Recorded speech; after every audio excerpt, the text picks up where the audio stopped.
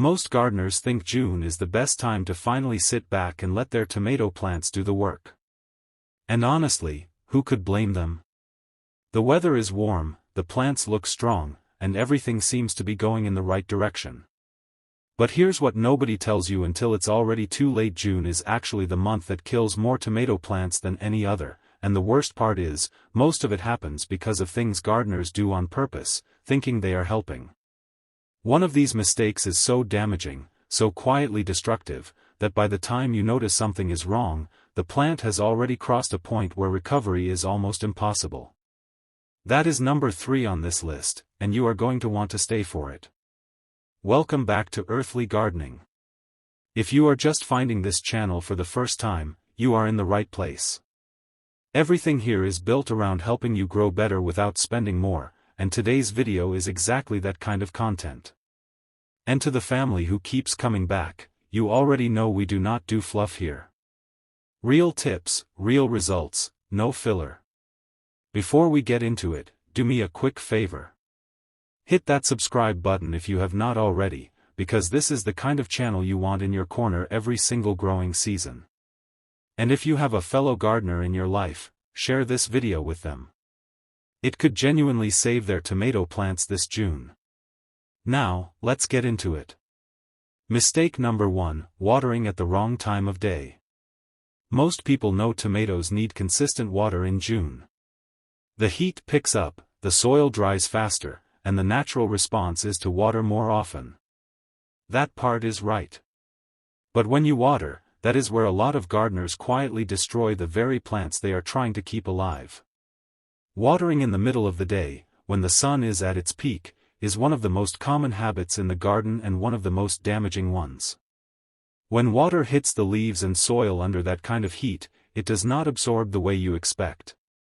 The droplets sitting on the leaves act almost like tiny magnifying glasses, and the heat turns what should be a refreshing drink into a scorching experience for the plant.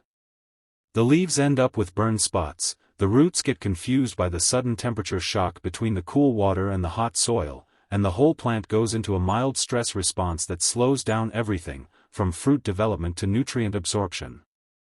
The fix is almost embarrassingly simple. Water your tomatoes either early in the morning before the heat climbs, or in the early evening once the sun has pulled back. Morning is actually the better of the two because it gives the leaves time to dry before nightfall. Wet leaves sitting in cool night air is an open invitation for fungal disease, and that is a whole separate problem you do not want to introduce in June. Also, aim the water at the base of the plant. Not the leaves, not the stem from above. Straight to the soil, at the root zone, where it actually does the work. A slow, deep watering a few times a week will serve your tomatoes far better than a quick daily splash that barely reaches past the surface. Mistake number 2, letting the suckers run wild. If you have been growing tomatoes for any amount of time, you have probably heard the word sucker thrown around.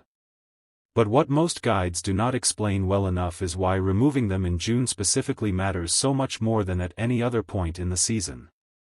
Suckers are those small shoots that grow in the angle between the main stem and a branch. Left alone, each one of them will grow into a full branch, which will then grow its own branches, and before long you have a plant that looks incredibly full and impressive but is producing very little fruit. That lush, bushy appearance is actually the plant pouring all its energy into growing more plant instead of growing more tomatoes. In June, when the plant is in one of its most active growth phases, every bit of energy matters. The tomato plant has a limited amount of resources moving through it at any given time, and the more stems and leaves competing for those resources, the thinner that energy gets spread. Fruit that could have been large, full, and flavorful ends up small and slow to ripen because the plant simply did not have enough to go around. Now, the nuance here is that you do not need to remove every single sucker on the plant. The ones below the first flower cluster are the ones you want gone. Those low suckers are the hungriest and contribute the least to fruit production. The ones higher up can sometimes be left if you are growing a variety that benefits from a bit more structure. But as a general rule, especially in June, keep your tomato plant focused.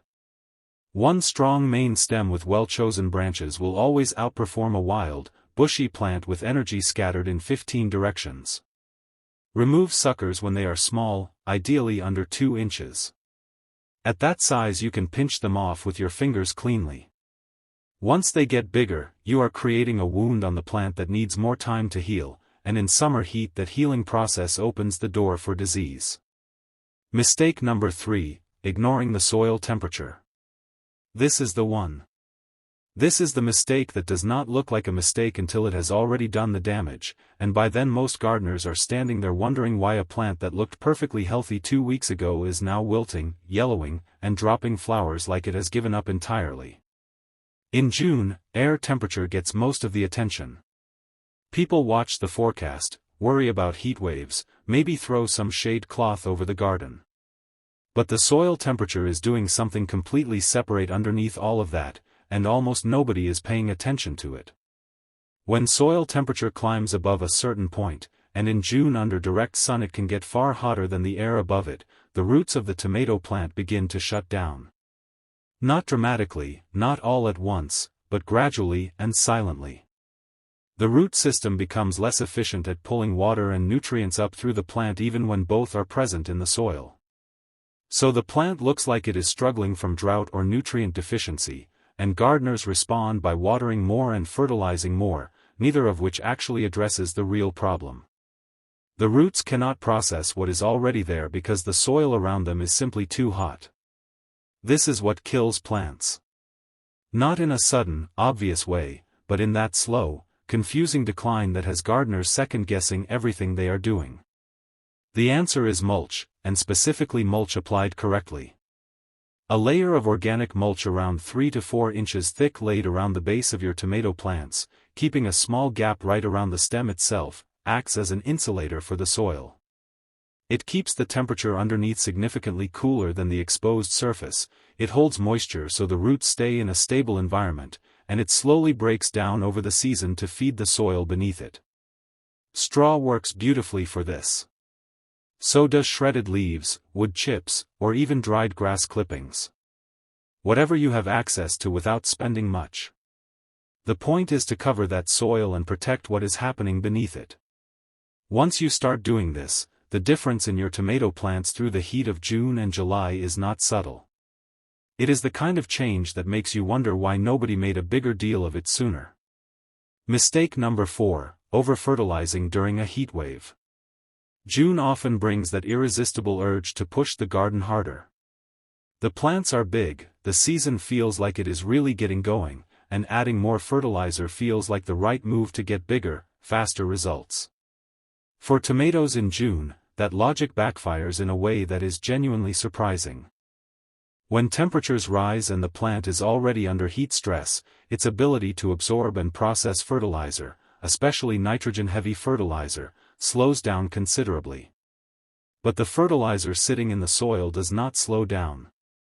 It continues to break down, continues to release, and the concentration of salts in the soil around the roots climbs. That salt buildup draws moisture away from the roots rather than delivering it, a process called fertilizer burn, and it compounds whatever heat stress the plant is already dealing with. The result is leaf edges that turn brown and crispy, plants that look more stressed after feeding than before, and in more severe cases, root damage that the plant spends weeks trying to recover from. In June, especially during any stretch of genuinely hot days, ease off the heavy feeding. If you want to support your plants through the heat, a diluted liquid fertilizer applied during the cooler parts of the day is far gentler than a heavy granular feeding. Compost tea is excellent for this, and if you have your own compost going it costs you nothing. It feeds the plant gently, improves soil biology, and does not spike the salt levels in the soil the way concentrated fertilizers do. Feed generously in the cooler weeks of early June. Pull back when the heat peaks. Resume when temperatures stabilize.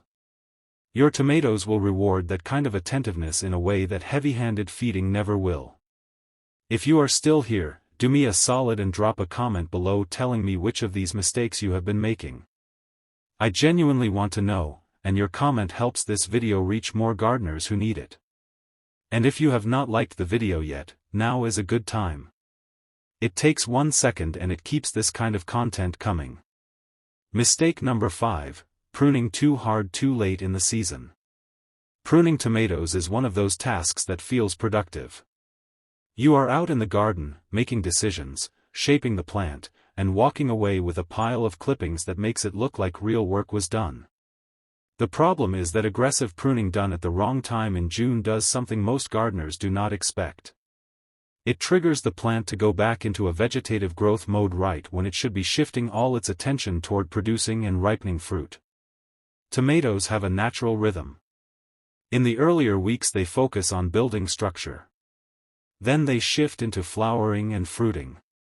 When you prune heavily during that fruiting shift, especially removing large amounts of leaf cover at once, the plant reads that as damage and responds by pushing out new vegetative growth to replace what was lost. That new growth is not going to give you tomatoes this season. It is going to give you more leaves and branches at the expense of the fruit that was already setting. Beyond the energy misdirection, heavy late pruning in June strips away the leaf canopy that was shading the developing fruit. Tomatoes that get direct, intense sun exposure without enough leaf cover around them are prone to a condition called sunscald, where the skin of the fruit essentially gets damaged by the heat and light and develops pale, papery patches that make the tomatoes look and taste far worse than they should. The right approach is light, targeted pruning. Remove what is clearly dead, diseased, or damaged. Take out any branches that are growing inward and creating poor airflow through the center of the plant. Keep enough leaf cover that the fruit has some natural shade during the hottest hours of the day. And after any pruning session in June heat, give the plant a good deep watering to help it recover without going into stress.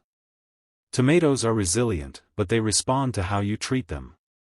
Work with the plant's natural rhythm instead of against it, and June stops being the danger zone it is for so many gardeners and starts being the month where everything starts coming together exactly the way it should. That is all 5 mistakes, and if you caught even one thing in this video that changes how you handle your tomatoes this June, then this video did exactly what it was supposed to do. Share it with someone who is growing tomatoes right now because they genuinely might need this. Subscribe if you are not already part of the Earthly Gardening family, and I will see you in the next one.